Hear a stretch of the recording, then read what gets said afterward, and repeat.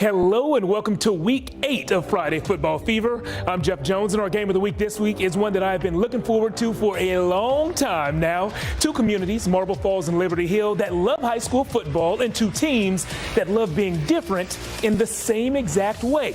Both teams run the slot T offense. It's an extremely rare system that's primarily about the ground game and all about misdirection. I can count on two hands how many Texas high schools run the slot T, and two of them were on the same field tonight. You know, it's not easy to prepare to go against slot T. When you have two teams running the same style back at each other, it can make for a short game. You know, luckily for us, we do run it. You know, Marble Falls runs it. Two really good teams getting after it. They know what it's like on both sides as well, and so it should be a really good football game. Getting a win for our town and our community is really important for us. We're super confident. I mean, they don't even come close to us. They're not on the same level as us. There's a little difference in where we are in our program versus where they are in their program. We're just fired up that it's another district ball game and we have a chance to go out there and prove something. I think they have more size than us, but when it comes down to it, we're tougher. Both squads are able to replicate the offense for their defense, but I would say that Liberty Hill is stacked defensively. Faster, we're bigger, we're stronger. Grittier, tougher, faster. Nobody expects us to win, and we're fine with that. Oh, I'm ready to see it. Guys, let's go ahead and get the highlights started for our Friday Football Fever Game of the Week. And now, you guys have read those magazine debates about who wore it better. Well, tonight was all about who runs it better, the slot T edition. And speaking of runs, most of the time this offense is all about the ground game. Not tonight. Liberty Hill shocked us by going to the air early on. Joe Pitchford said, "Hey, you're surprised? My middle name is Surprised." Actually, it's Bradley. Okay, I don't know that for a fact, but I do know for a fact that Liberty Hill scored on that drive, and they must have motivated Marble Falls to show off their passing attack. Jake Bagger to Yoel Gutierrez. If throwing the ball is working, why stop? The Panthers went back to the air after this with a Reese Vickers touchdown to Noah Long. Guys, this game went down to the wire. As you can see, it was a one-score contest. Liberty Hill gets the win, 21-14. So you've seen the highlights, you know the score of the game, and you know the story of the game. Those interesting offenses. My friend Emily Jean Greco was at the game, and she got to see those slot T offenses go head-to-head in person. Hey, Emily. Hey, Jeff. Yeah, you always know it's going to be a good game when it's slot T versus slot T. But like you said, tonight's matchup went down to the very last second, which means it was a really good game. And Liberty Hill's defense is the one that saved the day. Now, when I talked with head coach Kent Walker after this matchup, he did say that this was the first time another team had scored on them while running the slot T. So he was a bit disappointed about that. Let's go ahead and roll some video for you right now on your screen. This is the very last play of the game. You can see Marble Falls almost had it, but that defense I mentioned earlier really showed up for Liberty Hill and ultimately gave the Panthers the win. After the game, when I did talk with Coach, even though his team did get the W, he said there's still some work that needs to be done and his boys have to do better. I felt like we didn't play as well as I thought we would tonight, but so a little disappointed there, but give all credit to Marble Falls. They played a heck of a game tonight. What was going through your mind during that kick when the ball hit the goalpost and didn't go in your favor? I don't know what's going to happen next, but you know, proud of our kids, the way they played tonight. You know, we responded very well, but you know, we got a lot of work to do. Talking about responding well, your defense did an incredible job reading the slot T. I know you guys run it too. How proud are you of them in that last minute keeping Marble Falls from scoring? Well, you know, tonight's the first time we've ever been scored on since I've been here in the slot T running the football. We've been scored on twice when they pass it, but so we're a little disappointed in letting them get in running the football tonight, but Coach Herman's doing a great job at Marble Falls, so all credit to them tonight. And lastly, Coach, you were making fun of me saying it's not cold. You're really not cold right now. I'm not cold at all right now. I guess my emotions are getting the best of me right now, but I'm not cold. It's a beautiful night and district champs, so I'm proud of our kids. Well, congratulations, Coach, and thank you. Thank you. I appreciate it. Go Panthers. Y'all, I swear he has to be lying to me because it is freezing. I have a blanket wrapped around me. But hey, before I send it back to you, Jeff, I do want to mention one thing that I noticed about Coach when I was talking with him tonight. You know, you heard the word disappointed a few times, even though they got the win. He just reminds me so much of his brother, Jeff Walker, who of course was the head coach here last year. He unfortunately passed away. And it is really nice just seeing the Walkers continue the tradition here, the winning tradition, and that the kids still have a leader like that that's going to push them to be the best that they possibly can here at Liberty Hill. Excellent point, Emily. Great family, great community, and great team out there in Liberty Hill. Thank you. And it's 70 degrees, but I guess go get warm. We'll see you back here at the studio. Guys, you don't have to go anywhere. You're inside the AC, the heat, wherever you are, you're comfortable, and it's time to make you feel even better by showing you some more highlights. We're going to move on to one of the few remaining unbeatens in the state. BUDA Johnson is in its second full season of varsity football, and they kicked it off the right way. Each of their first 6 games had 2 things in common. 1, they've all been wins, and 2, they've all been blowouts. We'll see if tonight against San Antonio HARLANDALE was lucky number 7.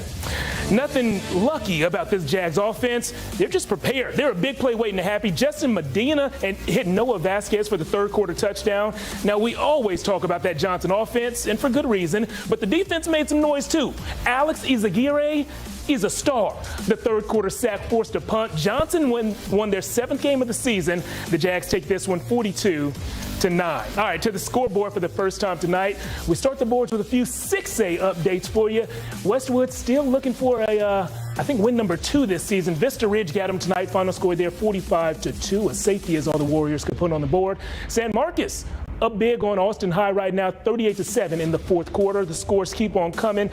Cedar Park went ahead and beat Leander, 37-14, the final score in that one. And Georgetown went ahead and took care of business against Anderson, 41-26, the final score for the Eagles. Hey, back to the highlights, and where there's smoke, there's fire, and Lake Travis has been on fire all season. Tonight against Dale Valley, Derek Johnson handed out juke moves for free. Watch, you get a juke, you get a juke. The rest of y'all can just politely watch from a distance. The 35-yard score made it 7-zip, and on the very next possession, this is what it looks like when you have a D1 player at quarterback and a D1 player at receiver. Bo Edmondson to Caleb Burton, LT on fire again. The Cavs win 52-17. To the Rock, and I'm not talking about Dwayne Johnson this time. I'm talking about the Dragons. Travion McCoy-Gay averages over 150 yards a game, and he wanted to keep that number high. Travion's 12th score of the season put the Dragons up 7-zip. McNeil answered with a touchdown pass to Trevon Zwist. Come on, baby. Let's do the Zwist. Anyone into 60s dance music? If so, you love that joke. If not, you're sick of my karaoke skills. So we'll go back to the highlights and back to the ground game for Round Rock. The Dragons get win number 6 this year. Final score 51-7. Hey, back to the scoreboard. Dripping Springs stays perfect on the season. 47-21 is their win over San Antonio Veterans Memorial. And Lehman could not get on the board tonight against Canyon. They fall in a shutout, 53-zip. Another scoreboard coming your way. Bastrop, the Bears, I believe that's win number 1 of the season. They top Eastview at home by 3 points, 21-18 the final there. And Lockhart, the Lions could not pull this one out. Floresville gets the win 40-27.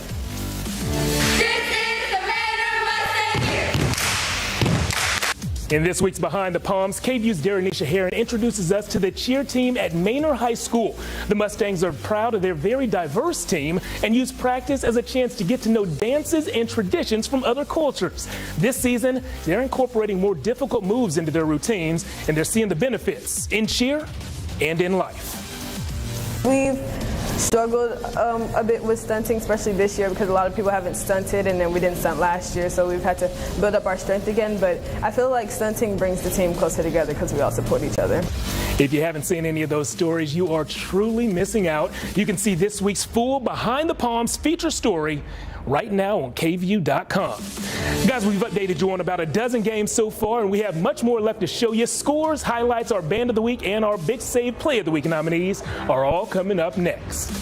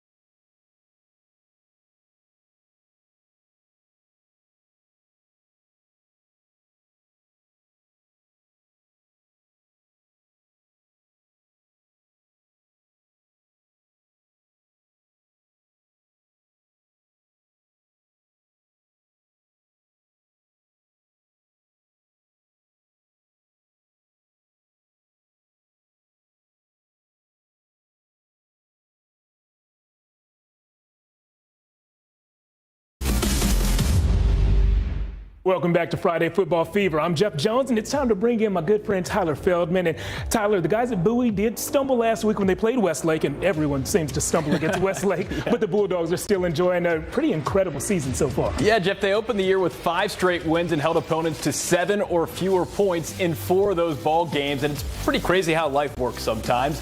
Tonight they faced AKINS, a team trying to win 5 games in a single season for the first time since at least 2004. A long time ago. There's our girl, Valerie McIntosh, part of the officiating crew for this 26-6A battle. Dating back to 2004, the Bulldogs 17-0 all time against the Eagles. Second quarter, Connor Kenyon going deep. We'll call this the Grand Kenyon. 25-yard touchdown to Noah Vasquez, 21-6 Dogs. Ensuing AKINS drive, Aaron Gall showing a lot of gall, blocking the punt. That's a safety for Bowie, and it's 23-6 as Kamani Smith later makes one of the best catches I've ever seen at the high school level. Yeah, Jeff, eat it up. We'll eat it up a little bit later, too, but it's Bowie who gets the best of AKINS, 51-6. Pflugerville taking on Weiss. Second quarter, Weiss's Dior Bradfield. Check him out, escaping the pressure and tossing up a jump ball to Dalen Alexander. He jumped up and said, "Give me that." Dalen doesn't look like he likes to share, but he's really good at playing receiver. Weiss went up 21-7 there, but you knew Pflugerville had a run in him. Elijah Oakman entered the game with 10 touchdowns on the season. Make it 11. That's good math. Yeah. Oh, yeah. It was a 7-point game at the break. Weiss went on to win this one 28-19. Hey, to the scoreboards again. Lamb passes. The Badgers get a win over Burnett, 31-16, the final score there. And LBJ, they remain perfect. They are number 1 or 2 ranked 4A team in the state, depending on which publication you look at. You see why. They beat Fredericksburg 40-14. More scores rolling in. Jarrow comes up a touchdown short against Robinson, our friends from up north in Waco. Final score there is 50-43. And LaGrange could not top Navasota tonight. They fall 33-21. Let's keep this train rolling. 13-5A, 2-4 Glenn, 0-6 Elgin. Grizzlies strike first. DeJuan Dugar doing his thing, barreling in for the touchdown. And Jeff, let's not sleep on Dugar. He's only a freshman. Wow. I repeat, he's only a freshman. Somebody's but he's running like a senior. Yeah, he's running like a senior. Just look at the young man go. Breaking tackle after tackle. The man in orange seeing red. He gone. Touchdown for the Diaper Dandy as Glenn touches down with a big win, 55-0. Diaper Dandy, is that Huggies size 28? Hey, you're the dad. You know the description. Hey, Navarro taking on MCCALLUM. The Vikings hoping for their first win of the season. The Knights hoping for their first win in weeks. Kobe Napier scored 6 from the 6, then showed off his pink gloves that read battle. Cool nod to Breast Cancer Awareness Month. A few moments later, it's still a bright idea to feed the guy with the bright gloves. The Knights went up and stayed up. Final score 56-0. Let's go back to the scoreboard. A pair of 13-4A matchups. Smithville extending its winning streak to 5, beating Gonzales 35-19. Elsewhere, the Cuero Gobblers improving to 6-1. They beat Giddings 35-7. And then back in 3A, Llano beats Lago Vista. Close one for the 3rd straight season, this time around 13-10. Close games always between those two. Hey, back to the highlights, and this was a rough one for Pflugerville Connally. They hit the road and traveled to Brenham, and this one was all Cubs. Just before halftime, Brenham quarterback Steven Stackhouse found the end zone to put them up 23-zip. Brenham would go on to win 44-0. Jeff, let's drop down to 13-3A. Florence visiting undefeated and top-ranked Franklin. Those Lions unbeaten for a reason. Opening kickoff, Bobby Washington. Wow. He may find himself in the heart of Texas, but he honors that last name and takes this one all the way back to our nation's capital. 75-yard visit to Washington, D.C. as the Lions roll to another district dub. 73-6. Maybe a stretch there, Jeff. Yeah. And we got some stretching time with more scoreboards. Another final here. Mason leaving Harper B 49-7. The Punchers handing the Longhorns their first loss of the season. Also of note, Mason is now 14-0 all time against Harper. And in TAPS Division III, the St. Michael's Crusaders cruising past St. Joseph's 51-6. That makes it 3 straight wins for St. Michael's. More scoreboards. Brentwood Christian, TAPS Division III, shutting out St. Anthony 48-0. All right. guys, time to go to another one of my favorite parts of Friday nights. I'm talking about the bands. Each and every week we hear them in the stands making a lot of noise and making our high school football experiences better, so we honor them with our Band of the Week awards. This week, that honor goes to Pflugerville Connally. Take a listen.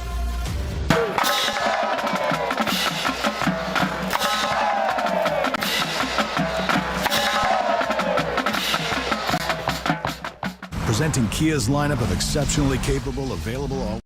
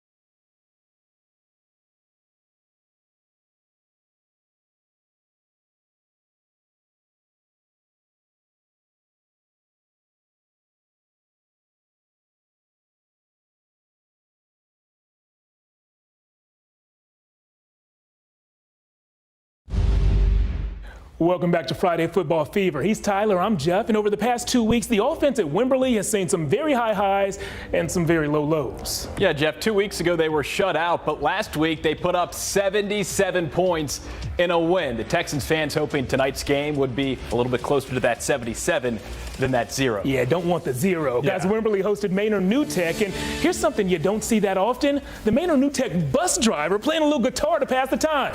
Freebird! No word on if he actually played Freebird. To the field, Cash McCullum, it put it on the money to Juan Barraco. The Texans jumped out to a 20-point lead, but Manor New Tech kept fighting like we knew they would. Alex Gonzalez found Jackson Williams. Nice play there, and we get the reverse angle as well. Thank you to our friend Lisa Williams for the help there. Wimberley gets the win, though. Final score in that one is 70-8. Jeff, the bus driver was playing that new Adele song. And if you like scoring, this next game here is not for you. But if you like defense, we've got you covered. It's easy on you. Yeah, it's easy. Thrall visiting HEARNE. Tigers quarterback Colter Hill hitting Brady Peterson for some yardage. Then he finds Ryland West. West was going actually north to south. Pretty crazy. This game scoreless at the half. The final score, though, HEARNE 25-0. And we will be sending this to break. After, we'll have our Athlete of the Week. Stay with us. knowing the basics of Medicare.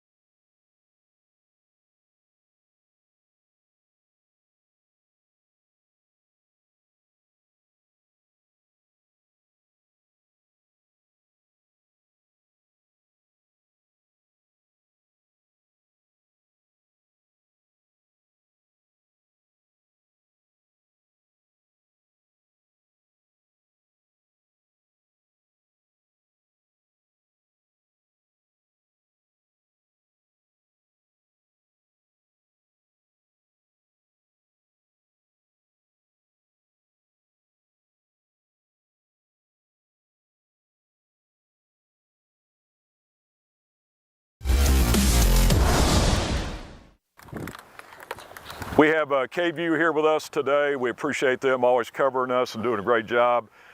They've given an award to one of our football players that I'd like to recognize, and it is the Abacus Athlete of the Week from KVUE, and it is Tristan Stevens. Let's go! That big team. So congratulations on being the Abacus Athlete of the Week. How are you feeling being nominated for that award? Really amazing. I'm honestly curious who did.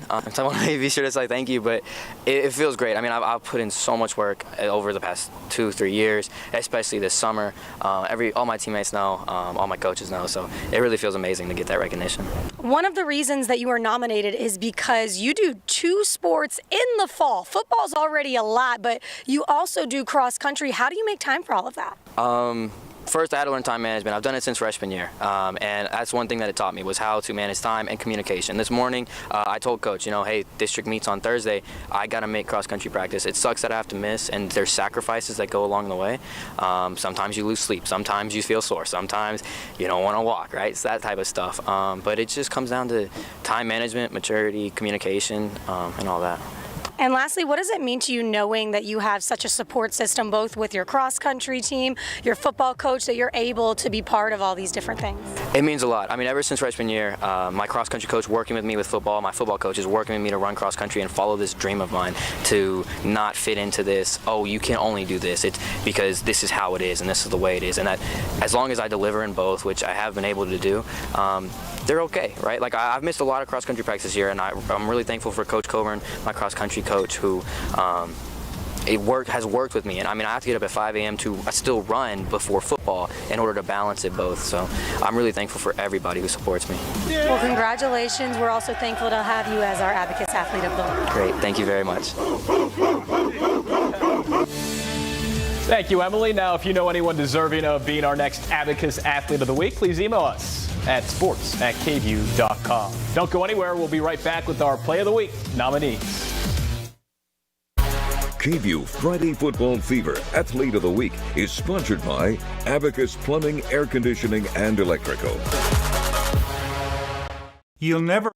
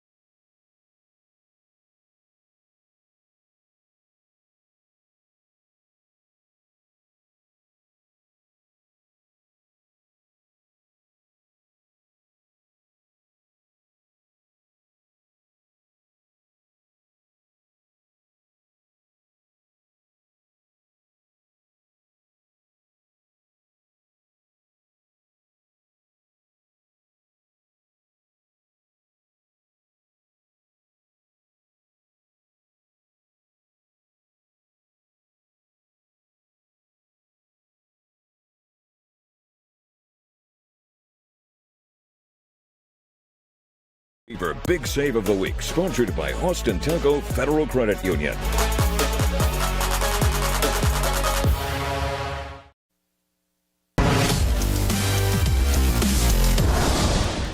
Welcome back to Friday Football Fever. It's that time of the show again. Time to show you guys a few plays that we consider to be the best of the best. I'm, of course, talking about our 3 Austin Telco Big Save of the Week nominees. Let's start with Weiss quarterback Dior Bradfield showing a ton of trust in his junior receiver. Dior just tossed it up knowing that Dalen Alexander would come down with it. Climbing the ladder, going up top, showing off the bunnies, whatever you want to call it. Dalen did it. Bunnies, huh? Nominee number 2. We head over to Burger Stadium for this juicy, perfectly cooked catch by Kamani Smith. Hey, Randy Moss, Where are you at? Smith, sensational, one of the best catches I've ever seen. Probably the best catch I've seen this year. And hey, let's not forget to mention the quarterback, Michael Ibarra, giving Smith a chance to climb that ladder and show off those bunnies. Well done. For my medium, though. And last up, star to star, Lake Travis quarterback Bo Edmondson said, "It's Bo time." He tossed this to his #1 target, future Ohio State quarterback Caleb Burton, and Caleb did the rest. Hands, balance, and plenty of speed. That's a long touchdown and another Lake Travis win. Now that you guys have seen all of our nominees, it's your job to go to my Twitter page at Jeff Jones Sports and vote in the poll that I just posted. We're going to add those votes up by Tuesday, and Tuesday in the 6 p.m. show, we'll let you know who won. And since we have a little time left, I think, Tyler, I'm going to grab one of these T-shirts right here. And you know what? I feel like giving more of these away. I thought that we weren't going to have time to do this. But, guys, check me out at Jeff Jones Sports on Instagram, Facebook, and Twitter. And I'm giving 2 of these away to people who follow me and comment on the picture that we're going to post. We'll see you next time.